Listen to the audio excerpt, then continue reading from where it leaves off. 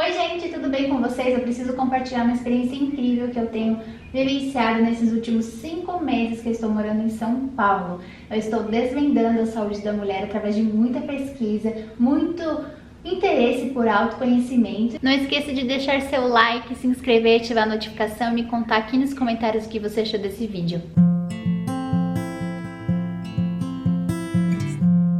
A saúde da mulher, a saúde íntima da mulher, por muito tempo foi considerada um tabu. Eu lembro que a minha mãe contava que na época dela, ela não podia conversar sobre menstruação com a mãe dela. Isso era uma coisa assim, nossa, a menina está falando disso. Quando chegava, na fase adulta da vida, não podia falar com a mãe sobre sexo, sobre prevenção. Então, para algumas culturas, no caso a cultura da minha família, foi um pouco assim inibido essa parte de autoconhecer. Sempre foi uma questão bem censurada, de ser conversada com os pais, principalmente com o pai. Havia um certo tipo de machismo impregnado na cultura, além de preconceito com o próprio corpo, achar nojento falar de menstruação, achar nojento falar sobre muco. E por esse assunto ter sido tratado por muito tempo como um assunto proibido, um assunto nojento de se falar, um assunto que não devemos falar sobre vagina, não devemos falar sobre muco, não devemos falar sobre menstruação, tudo nojento, tudo mais. Muitas mulheres engravidaram sem querer e as que queriam engravidar não conseguiram engravidar.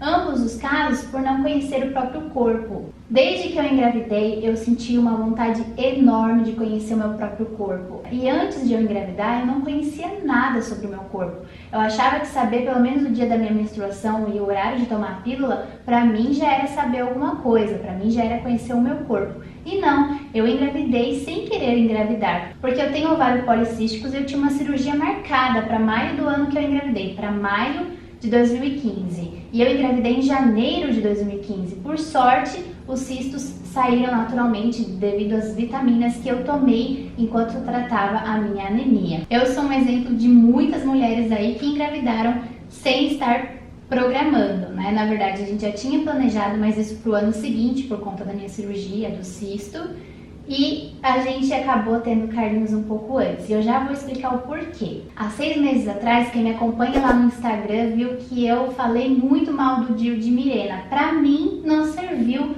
como uma boa experiência. Pra muitas mulheres, vale muito a pena. Mas comigo foi diferente. Foi então que eu decidi tirar o DIU e também não usar mais nenhum anticoncepcional. Ou seja, eu estou há 5 meses, quase 6, eu completo 6 meses sem DIU e sem anticoncepcional, ou seja, extremamente limpa, 6 meses amanhã.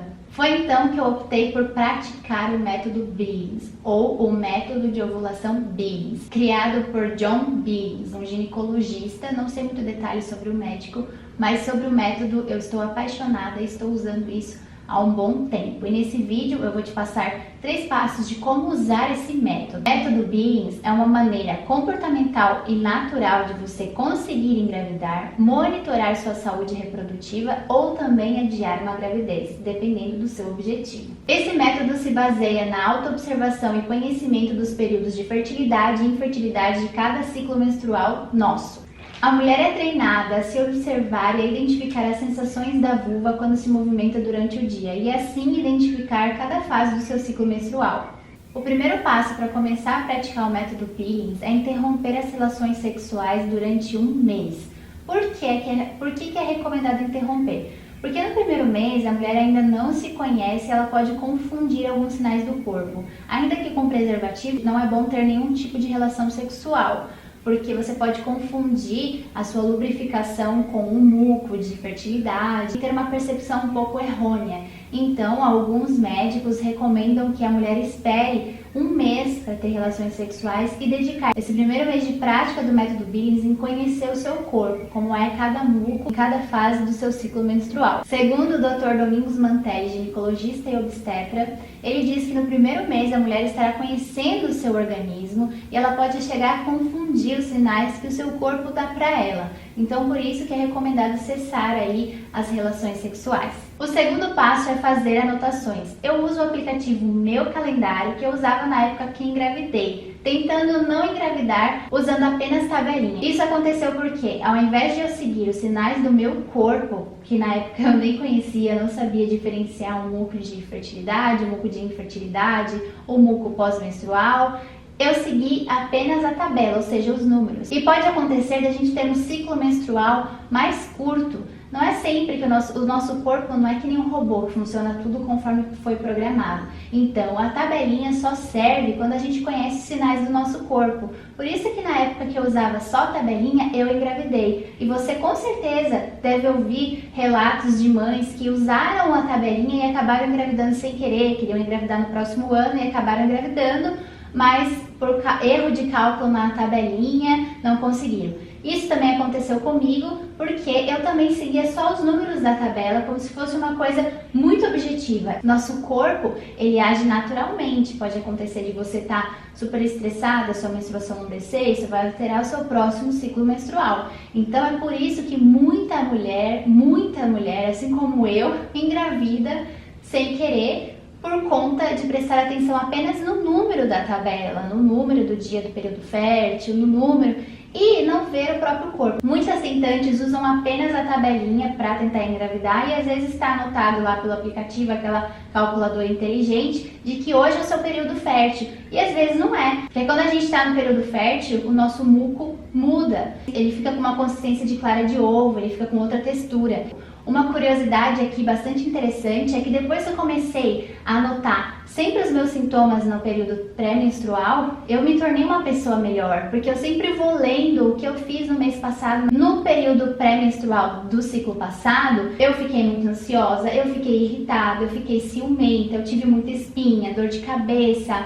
Eu tive vários sintomas que alteraram a minha vida pessoal e profissional. Meus relacionamentos interpessoais mudaram. Esse mês eu já fiz diferente, porque eu vi nesse período pré-menstrual desse ciclo que eu estava ficando um pouco alterada emocionalmente. Aí eu busquei nas minhas anotações como eu me senti no ciclo passado, na mesma fase, ou seja, na fase pré-menstrual, como eu me sentia e batia certinho que os mesmos sentimentos depressivos, os mesmos sentimentos agoniantes, ansiedade, vontade de sair correndo, gritar, essas coisas assim, ficar bem alterada, aconteceram no ciclo passado, na fase pré-menstrual do ciclo. Então eu já fico mais tranquila, eu sei reconhecer o meu período pré-menstrual, não apenas pela tabelinha, e sim pelo que eu estou sentindo. Eu estou voltando a minha energia, a minha concentração para o que o meu corpo está sentindo. Então, recapitulando os dois primeiros passos. O primeiro é você cessar,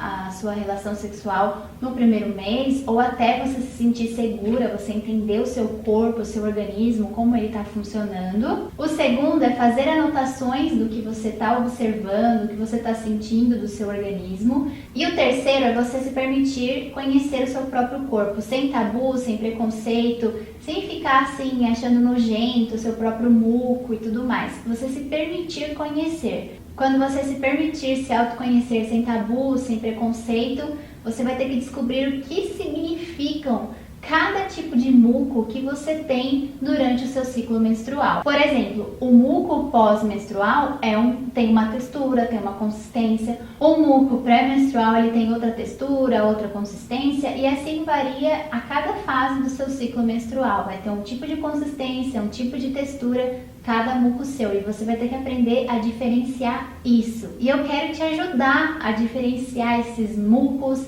a conhecer o seu próprio corpo. Esses e outros assuntos eu queria conversar com você aqui no canal. Me conte aqui nos comentários se você quer saber mais sobre saúde da mulher, sobre higiene íntima. Eu queria compartilhar com vocês também sobre a importância do sabonete íntimo, sobre a importância daquele lencinho umedecido para você fazer a sua higiene íntima, sem nenhum tabu, sem nenhum preconceito. Me conte aqui nos comentários se você quer mais desse tipo de vídeo ou qual o próximo tema que você quer assistir aqui no canal na próxima segunda-feira, tá bom? Muito obrigada por me assistir, beijinhos e até o próximo vídeo. Tchau!